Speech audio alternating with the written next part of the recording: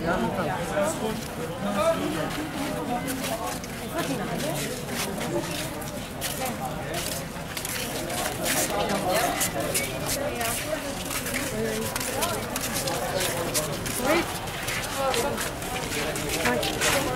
он на костре.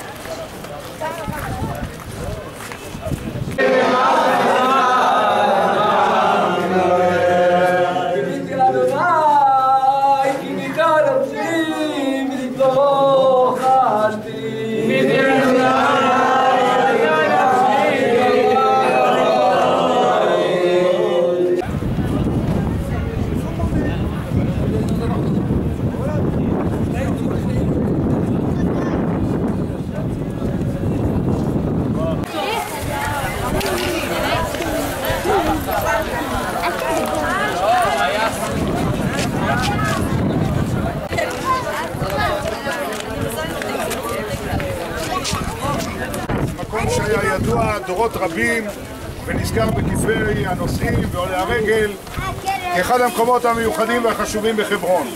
קודם כל, מי היה עתניאל? ובכן, ידוע בספר שופטים פרק א', הסיפור על כלב שמגיע למקום שנקרא קריית ספר ולא יכול לכבוש אותו.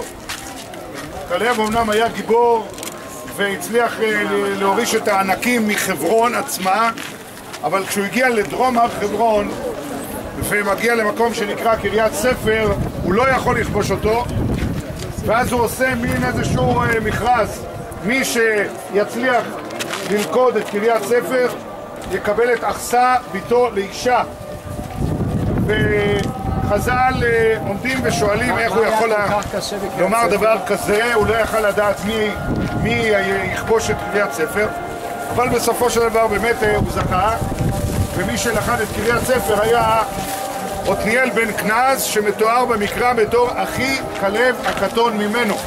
זאת אומרת, הוא היה אחיו של כלב, למרות שברור שזה בן יפונה וזה בן כנז, מסובר שהם היו אחים מהם.